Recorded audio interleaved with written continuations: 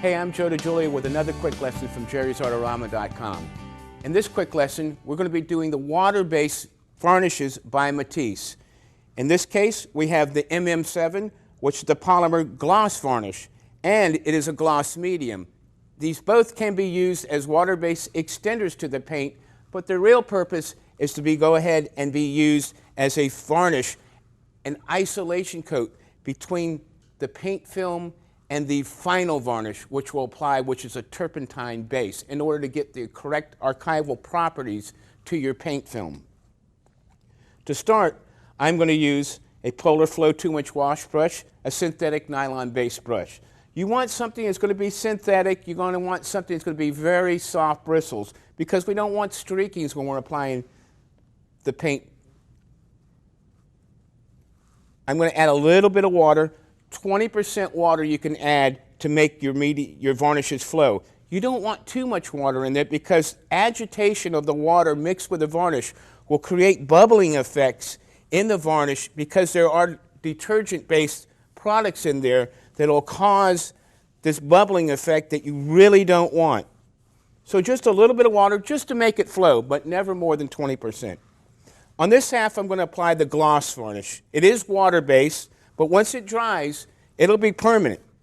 It will not be able to be removed.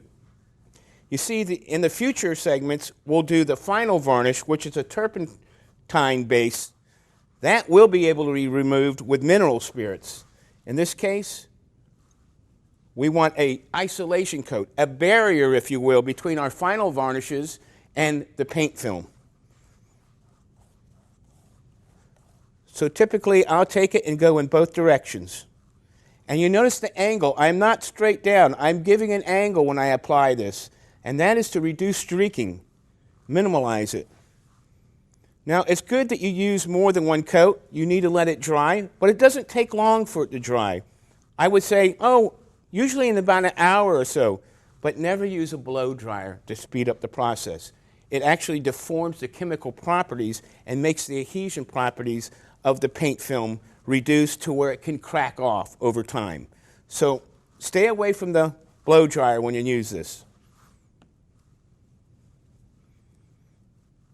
Just giving it a little bit right there. Now normally I would go over the whole thing, but I just want to be able to show you a before and after picture, with this being the gloss. Okay, in this case, we're going to use the matte varnish. I want you to see the different properties it gets from drying. Now you notice the matte varnish right here. It will separate in the jar, so it's very important that you give it a good mix prior to applying it. Take a palette knife and stir it. Much better than shaking it. If you shake it, you're going to create bubbles in it, and those bubbles are going to be put onto your canvas. You don't want that. So I'm just giving it a good stir, mixing it all back out. The matte application, just like I did with the polymer gloss, I'm going to add a little bit of water to it. Now you see when I apply this, it's going to have a more white, milkier appearance when it's applied. Don't worry. As it dries, that will all disappear. That is the matting agent in the varnish that's going to create that flat look that you're looking for. And this is very good when you want to do paintings that are going to be photographed, because then you don't get the light bouncing off it from the flash. So matte is a nice way to go when you're photographing art, or you're going to have your art to be photographed. Now, in my case, I don't like it to be flat and matte on my particular work, and I don't like it to be bounce off shiny high gloss. I like a little bit of in between, so I came up with a recipe. Actually, it's one my wife came up with,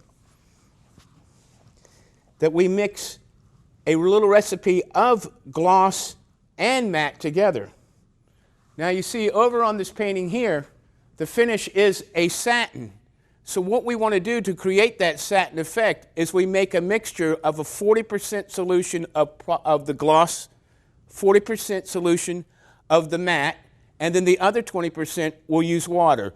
That's going to give us that viscosity and that beautiful flow, and it's going to have a nice light sheen to it, but not bounce off blinding, and again, it's not flat. Now, I add a lot of textural effects to my work, so that gives it a little bit of reflective quality to it. So I always like to make my little recipe mixture, and so varnishes that use gloss or matte to get the colors you want, you're going to be able to get that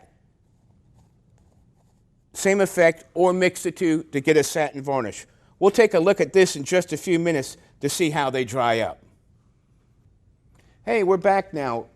As you can see, now that the painting is dried, we've had this side that is coated with the gloss varnish, whereas this side here is coated with the matte varnish. You can see the sheen right here that is given off by the painting.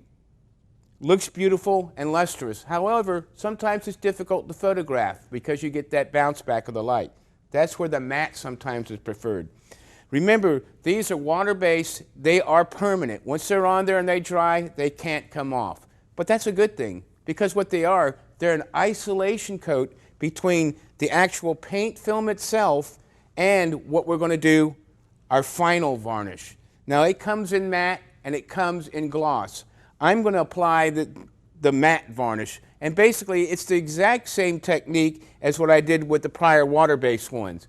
But the important thing to know is this is the final varnish. And how can you forget? It's the one in the can. My point is, this one cleans up with a turpentine. It is a turpentine base, which means that over years, as the painting gets dirty from smoke or dust or things that collect on the surface, a conservator can take mineral spirits and take this varnish off, removing it, as they do with great paintings. But because we put this prior isolation coat, this is a barrier between this and the paint film, so they can remove it, clean it, have this one back to where it was originally, that sheen or the matte, whichever one you want, but then they can reapply a new coat of either the matte or the gloss finish to it, creating a new, clean, protective barrier. It's the perfect way to archival your painting so it can be handed down from one generation to another. The important thing, paint film, then the water-based, non-removables, and then give it a good couple of weeks of drying, get really cured, then apply the final varnish, either in matte or gloss form. Now remember, when you use these varnishes, make sure that you use a natural bristle brush, because you are going to have to clean it up with some turpentine or some mineral spirits. That's it for the quick lesson. Thanks for stopping by. I'm Joe DiGiulio. See you next time.